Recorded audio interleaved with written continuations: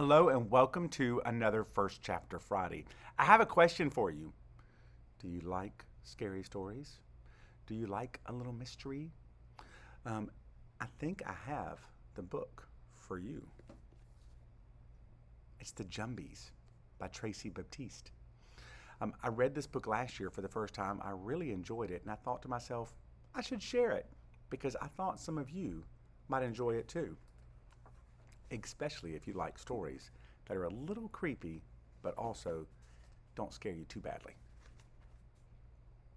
Let's get started. The Jumbies by Tracey Baptiste. Chapter 1. The Forest. Corinne La Mer's heart beat like wild drums as she ran through the forest. Her bare feet stumbled over the dead leaves and protruding roots on the forest floor. She strained her eyes in the dappled sunlight to keep track of the small, furry agouti that scampered away from her. Occasionally, the light glinted off the smooth rock tied to the animal's hind leg. It called to Corinne like a beacon. When she got close enough, she pounced on the agouti and missed, grabbing only a handful of dirt. Corinne grunted and threw the dirt aside. The animal ran beneath a bush, and Corinne squeezed down to the damp earth to crawl after it. Her skirt got caught on the branches, but she ripped it away, determined to reach the animal. On the other side, the creature cowered against a rock and the roots of a large tree. In her 11 years of life, Corinne had learned, with nowhere to run, a wild animal might try to attack. She hung back. "I'm not going to hurt you," she said in her calmest voice. She eased closer. "I just need that thing on your leg. You'll be able to run much faster without it, and I won't be chasing you. So..." She moved with care toward the agouti and gently untied the silk cord. The animal's coarse fur shivered, and its pulse beat as fast as her own. Corinne closed her fist firmly around the stone pendant and crawled back out of the bush. She rubbed the stone with her thumb. Over years of constant handling, she had worn a smooth groove that fit her finger perfectly. The pendant had been her mama's. When she put her thumb into the little hollow, she imagined her mama's hand around her own. Corinne breathed a sigh of relief now that it was back in her possession. But her relief did not last long. She didn't know this part of the forest, and it was darker here. The branches of the mahogany trees were so thick that barely any light came through. It even smelled different, of wood and wet earth. While Corinne was used to the smell of the sea, she had no idea which way was out.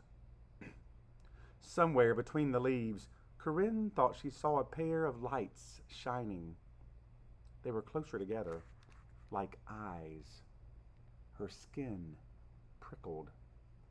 But then the lights disappeared, and Corinne tried to shake off her fear. The little bit of light must have been reflecting on something. "Don't be silly," she scolded herself. "I'm going to kill those boys," she muttered into the heavy air. A pair of yellow-bellied birds alighted on a branch overhead and called out, "Kiskadee, kiskadee." Something small scratched through the undergrowth. A cold lump formed in Corinne's stomach and began to spread. She had heard grown-ups tell stories about the terrible things that lived in hidden pockets of the island, like this forest filled with ancient mahogany trees. They talked about creatures with backward feet, and women who could shed their skin, and women with hooves for feet. Even though her papa told her these stories were not true, there must have been a reason no one ever came this far into the forest. Corinne felt the wind at her left cheek. She followed it as her papa had taught her to. After a few minutes, the trees thinned out. There was a bit more sunlight filtering through the branches. Corinne breathed easier. Her heart slowed its pace.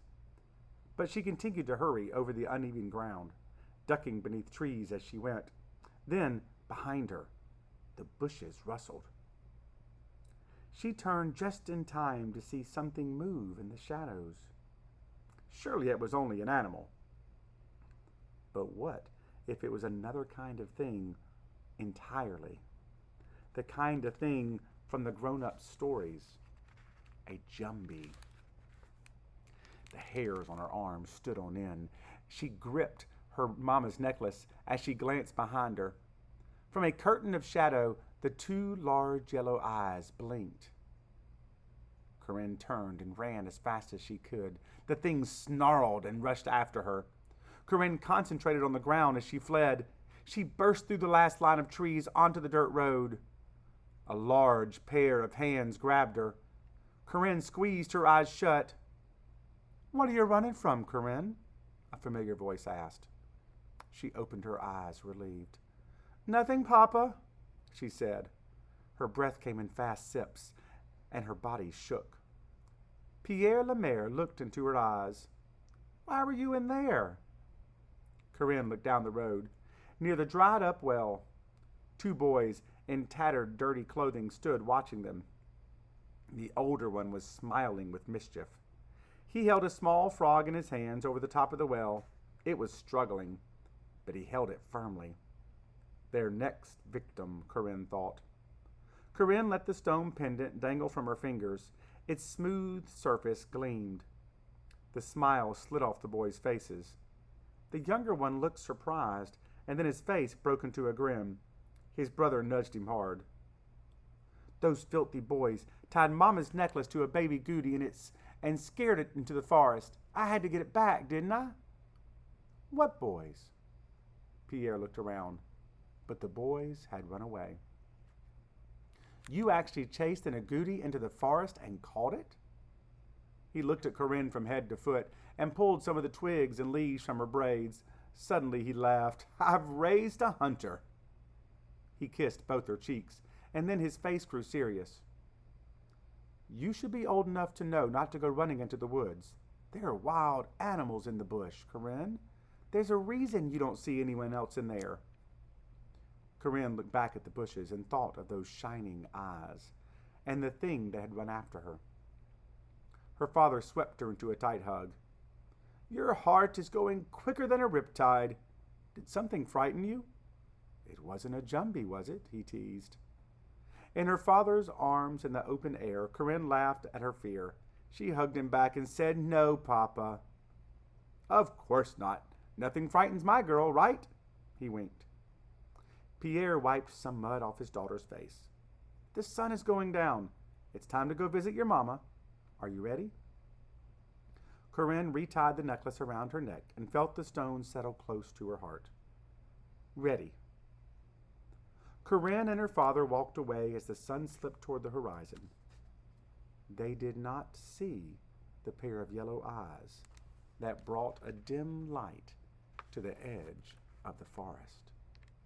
The darker it got, the brighter the eyes became. The eyes watched Corinne and Pierre as they went on the road until they disappeared around a bend. And once the sun descended beneath the top of the trees and the forest shadows lengthened along the road, the jumbie emerged. You'll have to read it for yourself to see what happens. The Jumbies. I hope you enjoy it just like I did.